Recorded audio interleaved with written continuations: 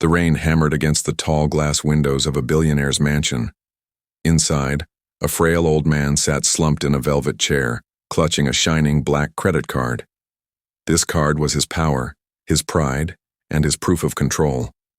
But tonight, in a single daring move, he handed it to someone the world would never expect. His quiet maid. "Buy whatever your heart desires," he whispered. His voice trembled, not from generosity, but from hidden pain. No one in the room could imagine that her first purchase would not only break his heart, but change his life forever. Charles Harrington, a self-made millionaire, lived in a fortress-like mansion on the edge of the city. To the world, he was the symbol of success. Lavish cars, priceless paintings, a house that could rival a palace, he had it all. But those close to him knew another truth. Wealth had not brought him peace. Behind the marble walls, Charles was a lonely man. He had no children, no real friends, and only hired help for company. Among them was Maria, a middle-aged maid with kind eyes and a quiet grace.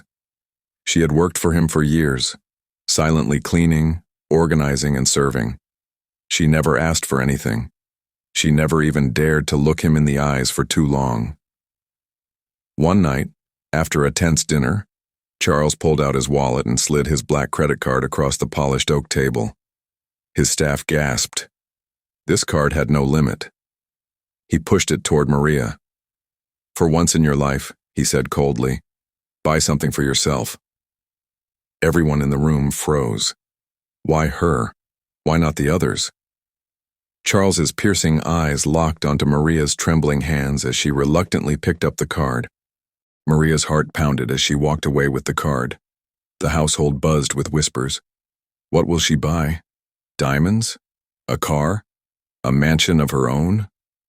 The cook speculated, the butlers sneered, and the gardener shook his head in disbelief. But Maria was different. That night, instead of rushing to a jewelry store or boutique, she sat quietly in her small room and stared at the card. Her calloused fingers traced its smooth surface. To her, this was not a toy. This was trust. Dangerous, fragile trust. By morning, she had made her decision.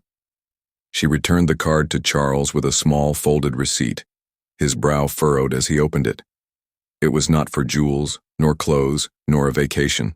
Instead, the receipt showed a modest purchase. A plane ticket. "Where are you going?" Charles asked, his voice sharp. Maria's eyes glistened with unshed tears. "Not for me, sir," she said softly. "For my son. He has been accepted into a university, but I could never afford his ticket. You gave me a chance. I used it for his future." The room went silent.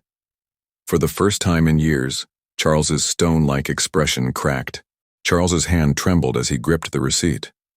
Memories he had buried deep clawed their way back into his mind. The image of his own estranged son, the last argument they had, the slammed door, the silence that followed for decades. He had built empires of steel and glass, yet failed to build a bridge back to his own blood. Tears welled in his eyes, uninvited and uncontrollable. The staff, stunned, had never seen their master so vulnerable. Maria stood still, her voice calm but resolute. "Sir, money can buy comfort, but it cannot buy time. My son still speaks to me. He still trusts me. I will not lose him to pride." The words pierced Charles like knives. He realized Maria had used the card not for indulgence but for love, something he had spent a lifetime ignoring. Suddenly, the credit card in his hand felt heavier than ever. It was not a symbol of wealth anymore. It was a reminder of everything he had lost. With shaking hands, he placed it back on the table and whispered, "You are richer than I will ever be." From that day on, the mansion was never the same. Charles began to change. Slowly at first, but noticeably. He called Maria's son personally, offering to pay for his full education. He donated to scholarships in the boy's name. And for the first time in years, he reached out to his own estranged son, his voice breaking as he left the message. "I do not want money to be the last thing between us." Maria continued her work, but now she was no longer invisible. She had earned a place of respect, not through wealth, but through her courage to choose love over luxury. The black credit card still sat in Charles's wallet, but he never looked at it the same way again. To him, it was no longer a badge of pride. It was a scar, a reminder, and a promise. And every time he glanced at Maria quietly folding the laundry or humming softly while cleaning the halls, he was reminded of the night a simple purchase shattered his pride and taught him the value of love.